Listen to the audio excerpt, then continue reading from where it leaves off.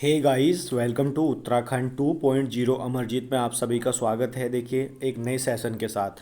तो आप लोगों को पता है कि वीकली हमारे यहाँ संडे को क्या होता है कि उत्तराखंड का 40 मार्क्स से क्या होता है, एक प्रैक्टिस सेट आयोजित होता है। ठीक है, हर संडे को होता है। पिछले संडे भी हुआ था, ऐसा नहीं कोई नया हो रहा है इस बार। ठीक है, और मैंने कमेंट्री बॉक्स सेशन में भी आप लोगों को अवगत करा दिया था कि भाई कल आपका टेस्ट होगा आप लोगों का। ठीक है, इसके अलावा देखिए 40 क्वेश्चन रहने वाले, मैं आपको बता रहा हूँ थोड़ा सा 10-15 सेकेंड आपके लेके बीच में से। ठीक है, शुरू से लेके। तो आप लोगों को भी अपने कमेंट्स करके बताना है कि आप लोगों के 40 में से कितने मार्क्स बन रहे हैं। ठीक है, क्योंकि यूके ट्रिपल एस क्या होता है कि कहीं ना कहीं नया ट्रेंड उसने पकड़ा है अपने क्वेश्चन को चेंज करने का।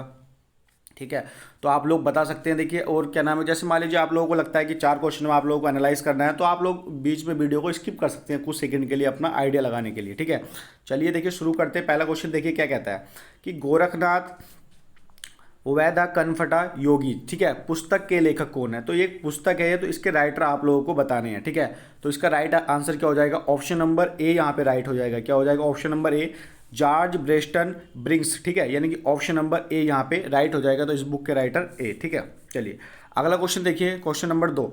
देवू किसका सेनापति था। ठीक है, तो देवू जो सेनापति था, तो ये किसका सेनापति था, कप्फू चौहान का, यानी कि ऑप्शन नंबर वी यहाँ पे क्या हो जाएगा, राइट हो जाएगा। ठीक है, तो देवू किसका सेनापति था, कप्फू चौहान का। देखिए, कोई क्वेश्चन आपको फैक्ट आपको यूनिक लगता है तो कोई नहीं, आप 10 सेकंड में उसे लिख लीजिए कापी पे, लंबी अवधि तक आप लोगों को याद रहेगा। चलिए अगला क्वेश्चन देखिए, क्वेश्चन नंबर 3 क्या कहता है कि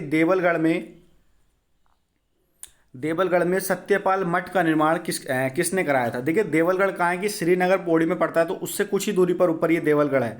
तो वहाँ पे सत्यपाल मठ का जो निर्माण कराया था, यानी कि ऑप्शन नंबर बी यहाँ पे राइट हो जाएगा। किसने कराया था, अजय पाल ने यहाँ पे कराया था। चलिए क्वेश्चन नंबर 4 की ओर बढ़ते हैं। देखिए क्वेश्चन नंबर 4 क्या कहता है कि तिब्बत पर पहला सफल आक्रमण करने वाला पवार शासक कौन था। देखिए, ठीक है, तो यहाँ पे पहला पूछा है और सफल आक्रमण करने वाला यहाँ पे पूछा गया है। ठीक है, देखिए अगर आप लोगों को इसमें क्या पूछा गया, इसमें इतना आपको रखना है कि सफल आक्रमण किसने किया। ठीक है, तो सफल आक्रमण किसने किया था, यानी कि यहाँ पे ऑप्शन नंबर सी, यानी कि मान शाह ने यहाँ पे सफल आक्रमण किया था। किसने करा था, मान शाह ने।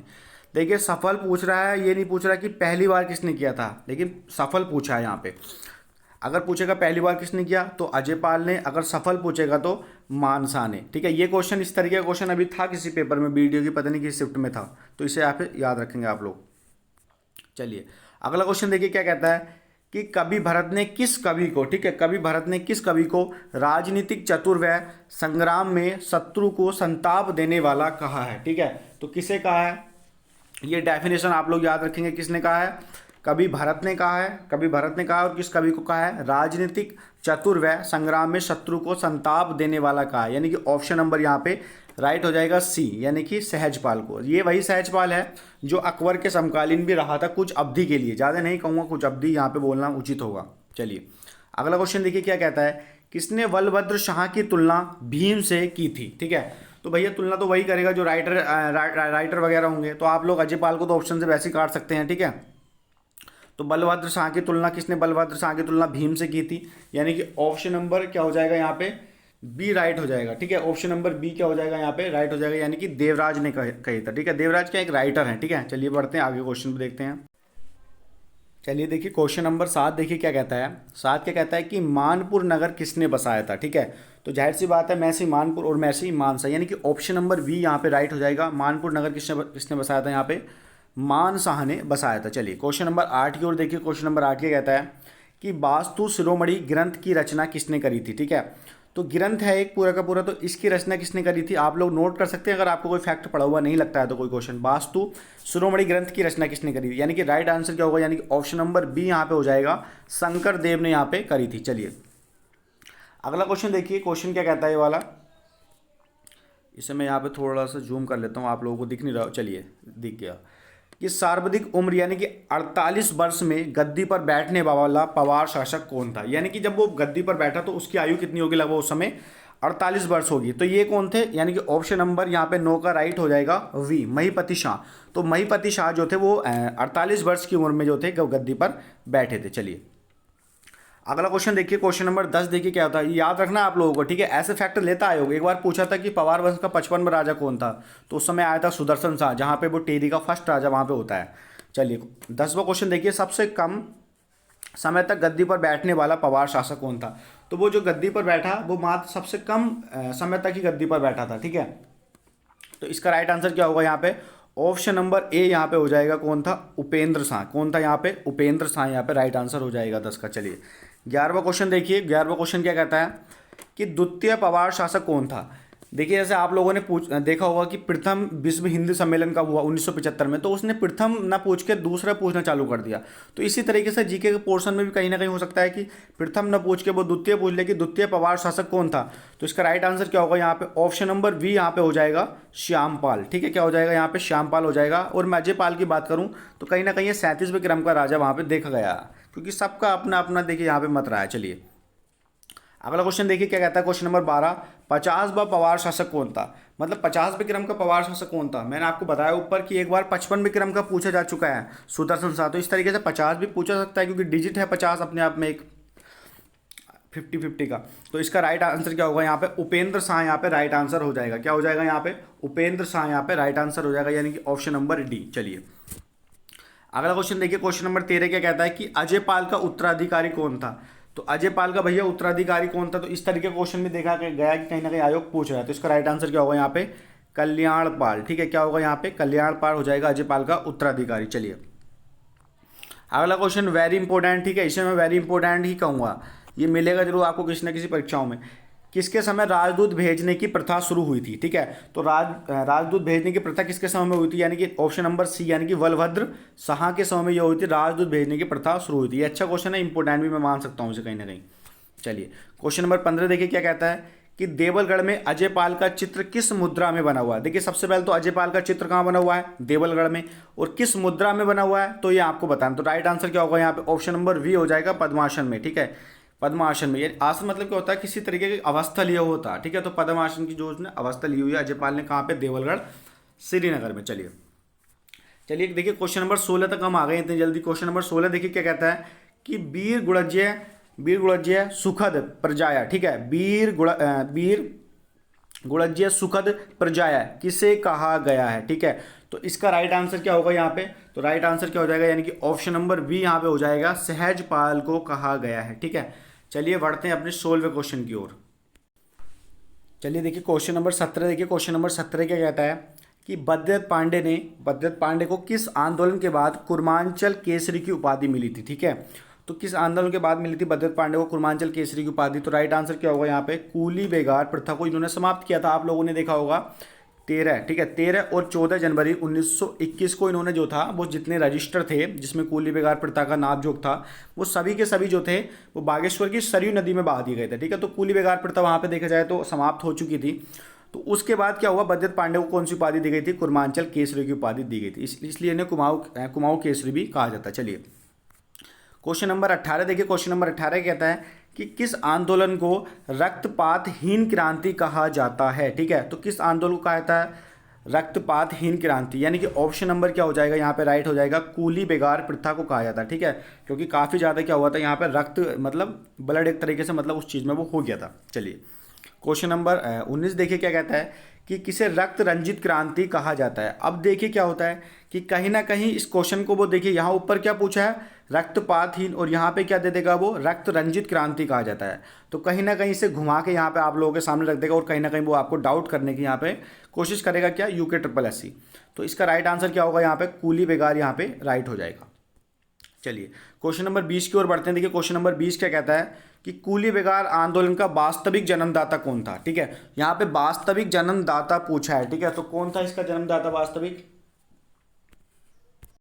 तो इसका राइट आंसर क्या हो जाएगा? यानी कि ऑप्शन नंबर ए हो जाएगा यहाँ पे। ठीक है, यहाँ पे किसी व्यक्ति विशेष को नहीं देखा जाएगा, यहाँ पूरा का पूरा संगठन देखा जाएगा, कुमाऊं परिषद। ठीक है, तो देखिए कुमाऊं परिषद को इसको माना जाता है। चलिए क्वेश्चन नंबर 21 देखिए। क्वेश्चन नंबर 21 क्या कहता है? अच्छा क्वेश्चन है ये वाला। क्वेश्चन नंबर 21 कि किसके नेतृत्व में बैलगाड़ियों द्वारा अंग्रेजों का सामान न ढोने का आंदोलन चलाया गया था? ठीक है,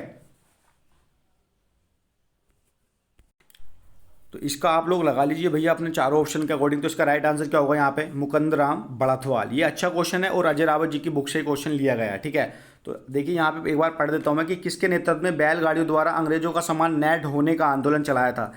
ठीक है, तो कहीं ना कहीं नहीं चलाने का इन्होंने आंदोलन चलाया था। इसका राइट आंसर क्या होगा? मुकुंदराम बड़ाथवाल। चलिए आगे देखते हैं। क्वेश्चन नंबर 22 देखिए क्या कहता है कि उत्तराखंड में प्रसिद्ध धारी देवी मंदिर में पूजा होती है। ठीक है, तो यहाँ पे किसकी पूजा होती है? ऑप्शन नंबर ए यहाँ पे सही हो जाएगा, काली माता की, ठीक है। और धारी देवी मंदिर कहाँ पे है, ये पड़ता है आपको श्रीनगर में, और श्रीनगर में भी पर्टिकुलर जगह कौन सी है, कलियासोड़, ठीक है। क्या पर्टिकुलर जगह है वहाँ पे, कलियासोड़, ठीक है। सोड़ का मतलब होता है दो समतल स्थानों की मतलब भूमि, वहाँ पे उसके लिए प्राय करा गया, ठीक है। और धारी देवी को ही उत्तराखंड की रक्षक देवी भी माना जाता है, ठीक है। और ये अलकनंदा जो नदी है, अलकनंदा के बीचों बीच में ये मंदिर वहाँ पे स्थित है, ठीक है, अलकनंदा, ठीक है। ये आपको फैक्टर याद रखने। चलिए क्वेश्चन नंबर 23 देखिए, क्वेश्चन नंबर 23 क्या कहता है कि निम्न में से सबसे बड़ा प्राचीन मंदिर, देखिए निम्न में से पूछा है और सबसे बड़ा प्राचीन मंदिर, तो राइट आंसर क्या होगा यहाँ पे, गोपेश्वर का शिव मंदिर, यानी कि ऑप्शन नंबर डी यहाँ पे हो जाएगा राइट। चलिए आगे बढ़ते हैं, क्वेश्चन नंबर 24 देखिए, क्वेश्चन नंबर 24 क्या कहता है कि बद्रीनाथ में किस भगवान की पूजा होती है, ठीक है। तो बद्रीनाथ में किस भगवान की पूजा होती है, यानी कि राइट आंसर क्या होगा यहाँ पे, ऑप्शन नंबर डी हो जाएगा, विष्णु, ठीक है। और बद्रीनाथ से आप लोग याद रखेंगे कि बद्रीनाथ का मंदिर जो है वो मुगल शैली में बना हुआ है, हालांकि नए क्वेश्चन में हो सकता है आपको शंकुधारी शैली देखने को मिले, ठीक है। क्या देखने को मिले यहाँ पे, शंकुधारी शैली देखने को मिले, ठीक है। अब डिपेंड करेगा क्वेश्चन की किस तरीके वाली प्रवृत्ति है। चलिए क्वेश्चन नंबर 25 देखिए क्या कहता है कि हिंगला देवी मंदिर किस जनपद में, यानी कि ऑप्शन नंबर क्या होगा यहाँ पे, बी राइट हो जाएगा। और कहाँ पे ये, चंपावत में हिंगला देवी मंदिर। चलिए अगला देखिए क्वेश्चन नंबर 26 देखिए, मल्लानेश्वर महादेव मंदिर कहाँ पे है, ठीक है। मल्लानेश्वर, या यहाँ पे कहीं आपको मल्लानेश्वर लिखा हुआ मिलेगा, ठीक है। तो यहाँ पे राइट आंसर क्या होगा, यानी कि ऑप्शन नंबर ए हो जाएगा, चंपावत में ये मंदिर भी। चलिए अगला क्वेश्चन देखिए, क्वेश्चन नंबर 27 क्या कहता है, और क्वेश्चन नंबर 27 को आप लोगों ने पढ़ लिया होगा, उम्मीद की जाती है। उत्तराखंड का ऐसा कौन सा मंदिर है जहाँ रावण की पूजा होती है, ठीक है। देखिए फैक्ट कहीं ना कहीं यूनिक है।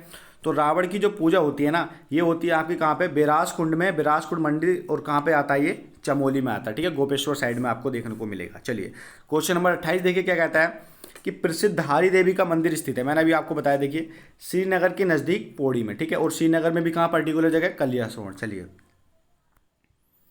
अगला क्वेश्चन देखिए क्या कहता है कि उत्तराखंड के किस जनपद में गंगोत्री यमुनोत्री मंदिर है। आप लोगों को पता ही होगा, बेसिक सा क्वेश्चन है, ठीक है। चलो आप लोगों को बताना ये क्वेश्चन कमेंट्स करके, हो सकता है एक आधा क्वेश्चन और दे दूं मैं। चलिए अगला क्वेश्चन देखिए, कमलेश्वर मंदिर कहाँ स्थित है। तो कमलेश्वर मंदिर कहाँ स्थित है, श्रीनगर गढ़वाल में है। और एक मंदिर आपको मिलेगा उत्तरकाशी में भी देखने को मिलेगा आपको, कमलेश्वर नाम का, ठीक है। वो कमलेश्वर शिव करके मंदिर है। चलिए अगला क्वेश्चन देखिए कि बागनाथ का प्रसिद्ध मंदिर किस देवता को समर्पित है, ठीक है। और बागनाथ का मंदिर कहाँ पे है ये वाला, तो ये पड़ता है आपका बागेश्वर में पड़ता है बागनाथ का शिव मंदिर। तो ये राइट आंसर क्या होगा, यानी कि ऑप्शन नंबर ए हो जाएगा, शिव को समर्पित है बागनाथ का मंदिर। चलिए अगला क्वेश्चन देखिए, अगला क्वेश्चन देखिए क्या कहता है कि उमा नारायण मंदिर कहाँ स्थित है, ठीक है। तो उमा नारायण मंदिर कहाँ पे स्थित है आपका, ये ऑप्शन नंबर ए यहाँ पे राइट है, चमोली में स्थित है उमा नारायण मंदिर, ठीक है। अगला क्वेश्चन देखिए, प्रसिद्ध टपकेश्वर महादेव मंदिर स्थित है। तो टपकेश्वर तो बहुत ज़्यादा फेमस है, देहरादून में है, और ये तमसा नदी के तट पर है, ठीक है। कहाँ पे स्थित है, तमसा नदी के तट पर स्थित है, क्योंकि यहाँ पे क्या होता है कि जल टपकता रहता है, और शिवरात्रि को मेले का आयोजन भी यहाँ पे होता है। अगला क्वेश्चन देखिए, केदारनाथ धाम उत्तराखंड के किस जनपद में स्थित है। वेरी इजी क्वेश्चन है ये वाला भी, तो आप लोग क्लिक कर देंगे रुद्रप्रयाग में। देखिए कहीं ना कहीं इजी क्वेश्चन लाने का पर्पस यही होता है कि कोई डिमोटिवेट ना हो कि सर हमारे तो कोई भी क्वेश्चन पढ़ा हुआ नहीं आ रहा, तो सबको यहाँ पे बैलेंस बनाना जरूरी हो जाता है। आगे देखिए आप, तो इसलिए मतलब सबके पर्पज से देखते हुए यहाँ पे क्वेश्चन उसी तरीके से वहाँ पे लाए जाते हैं, ठीक है। जो स्टार्टिंग जो बेस वाला है, जो बीच वाला है, जो कंटिन्यू जिसने अपनी निरंतर वहाँ पे पढ़ाई रखी है। चलिए क्वेश्चन नंबर 35 देखिए, राज्य वृक्ष बुरांश में फूल लगने का समय क्या है। तो राइट आंसर क्या होगा यहाँ पे, फरवरी से अप्रैल में जो होते हैं वो राज्य वृक्ष में मतलब फूल लगने का समय होता है। चलिए क्वेश्चन नंबर 36 देखिए, कई बार क्या होता है कि बेसिक क्वेश्चन भी गलत हो जाते हैं। उत्तराखंड उच्च न्यायालय कहाँ स्थित है, बेसिक क्वेश्चन आप लोगों को पता है कहाँ पे है, ये वाला नैनीताल में, ठीक है। चलिए अगला क्वेश्चन देखिए, क्वेश्चन संख्या 37 देखिए क्या है कि राज्य उच्च न्यायालय में अध्यक्ष सहित न्यायाधीशों की संख्या कितनी होती है, ठीक है। आपको अध्यक्ष सहित यहाँ पे ऐड करना, तो राइट आंसर क्या होगा, यानी कि ऑप्शन नंबर ए यहाँ पे राइट हो जाएगा। 10 तो होते हैं, 10 तो अन्य होते हैं, प्लस एक मुख्य, तो कितने हो गए यहाँ पे, 11 यहाँ पे हो जाएंगे। चलिए अगला क्वेश्चन देखिए, क्वेश्चन संख्या 38, 2011 में राज्य में सृजित नया विभाग कौन सा है, ठीक है। तो 2011 में एक नया डिपार्टमेंट बना था उत्तराखंड में, बताइए उस डिपार्टमेंट का नाम क्या है, यानी कि ऑप्शन नंबर ए यहाँ पे राइट हो जाएगा, सुराज भ्रष्टाचार उन्मूलन एवं जनसेवा। यह पूछ लेगा कि ये डिपार्टमेंट कब बना, तो आप लोग को ऐसे भी याद रखना 2011 में। चलिए क्वेश्चन नंबर 39 देखिए, क्वेश्चन नंबर 39 क्या कहता है कि उत्तराखंड में गोगिय पासा का संबंध किससे है, ठीक है। तो गोगिय पासा का संबंध आप लोगों ने सुना होगा, इस तरीके वाला नाम आजकल मतलब पूर्व में आप लोगों ने सुना होगा, बड़े बुजुर्गों द्वारा जिक्र किया गया या कहीं ना कहीं देखने को मिला होगा इस तरीके वाला नाम। तो इसका राइट आंसर क्या होगा, ऑप्शन नंबर डी हो जाएगा, जादूगर, ठीक है। क्या हो जाएगा, ऑप्शन नंबर डी हो जाएगा, जादूगर। क्वेश्चन नंबर 40 देखिए, क्वेश्चन नंबर 40 क्या कहता है कि निशानेबाजी में अभिनव बित्रा को 2009 में किस पुरस्कार से सम्मानित किया गया था। ठीक है, तो ये क्वेश्चन आप लोगों को बताना, आप लोग स्क्रीनशॉट ले लीजिए, आप लोगों को कमेंट सेशन में बताना। इसके अलावा अभी भागना नहीं है ना, आप लोगों को सुन लीजिए आप लोग जरा। ठीक है, तो ये क्वेश्चन आप लोगों को बताना, आप लोग स्क्रीनशॉट ले लीजिए। इसके अलावा अब आप लोगों ने देखा होगा 40 क्वेश्चन यहाँ पे हो चुके हैं। ठीक है, एक क्वेश्चन जो ऊपर वाला था वो आप लोग सभी दे पाएंगे, मुझे लगता है 100% में मानता हूँ आप लोग सब इतने हो गए हैं समझदार। तो आप लोगों को बताना है कि आप लोगों के 40 में से कितने मार्क्स यहाँ पे बने, सभी को बताना है। पिछली बार भी मैंने देखा था सब व्यक्तियों ने वहाँ पे कमेंट्स करे। ठीक है, बाकी वीडियो को शेयर कर दिया करो। मिलते हैं नेक्स्ट वीडियो में जल्दी ही। चलिए, धन्यवाद।